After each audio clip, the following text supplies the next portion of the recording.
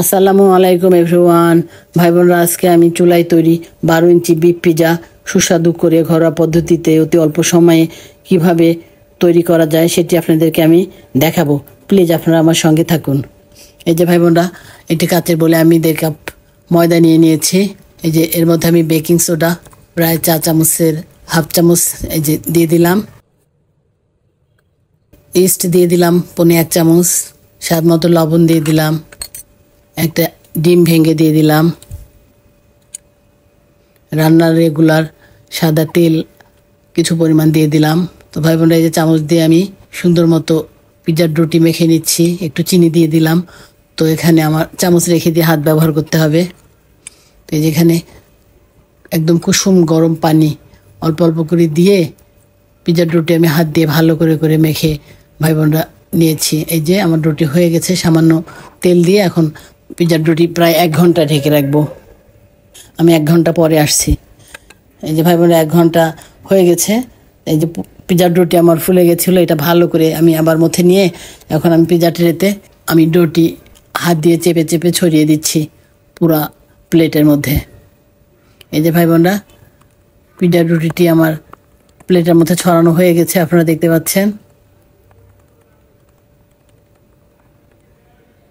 এখন আমি কাঁটা চামচ নিয়ে পিৎজাটি ফোটা ফোটা করে দিচ্ছি, যেন এটা তাপে যেন না ফুলে আবার ফেটে না যায়।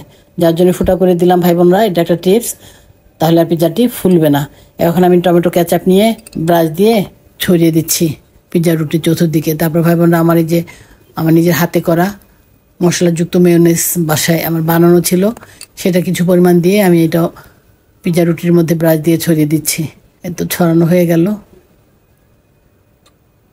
এখন ভাই বোনরা, এই যে আমি গাজর কুচি করে রেখেছিলাম, গাজর দিয়ে দিচ্ছি।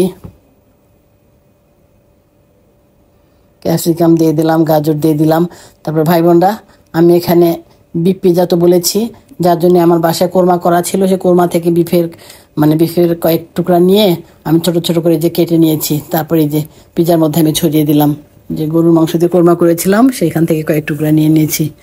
তারপরে এই যে ভাই বোনরা, আমি কয়েক টুকরা ক্যাপসিকাম আবার এই যে একটু বড় বড় করেও দিয়ে দিলাম। তারপর মোজারেলা চিজ আবার আমি গ্রেট করি নাই, এই চাকচাক করে বেশি নরম হয়ে গেছে তো যার জন্য গ্রেট করা যায়নি। চাকচাক করে কেটে নিয়ে ছড়িয়ে দিয়েছি, এটা তাপে মেল্ট হয়ে যাবে, সমস্যা নেই। তারপরে এই যে ভাই বোনরা, অরিগ্যানো ছড়িয়ে দিলাম। পিৎজার মেইন মশলা হচ্ছে অরিগ্যানো।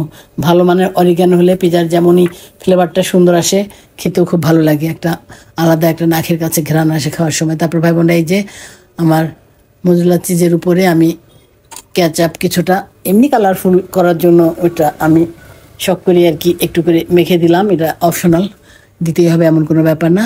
তো ভাই বোনরা, এই যে একটা ঢাকনা ছিল আমার সাসপ্যানের, তো ঢাকনাটা আমি প্রায় 5 মিনিট এখানে হিট করে নিয়েছিলাম। তারপরে এই যে পিৎজাটি আমি চুলায় বসিয়ে দিয়েছি, এখন ঢেকে দিলাম। 15 মিনিট পর আমি আসছি। এই যে ভাই বোনরা, 15 মিনিট পর আমি চলে আসলাম। এই যে ঢাকনাটা নামিয়ে দেখলাম যে আমার পিৎজা কমপ্লিট হয়ে গেছে। অতি অল্প দ্রুত সময়ের মধ্যে এই যে পিৎজাটি আমার তৈরি হয়ে গেল, আমার বিকালের নাস্তা। তো ভাই বোনরা, এই যে আমি এখন কেটে নিলাম, এই যে আপনাদেরকে দেখাচ্ছি। এই তো ভাই বোনরা, যে লাস্ট লুক আমার পিৎজার। ভাই বোনরা, আপনারা দেখতে পাচ্ছেন। তো আপনারা এভাবে ভাই বোনরা তৈরি করে খাবেন পিৎজা, অনেক ভালো লাগবে খেতে। তো ঠিক আছে, আপনারা অনেক ভালো থাকবেন, সাবস্ক্রাইব এবং ফলো করার পাশে থাকবেন। আল্লাহ হাফেজ।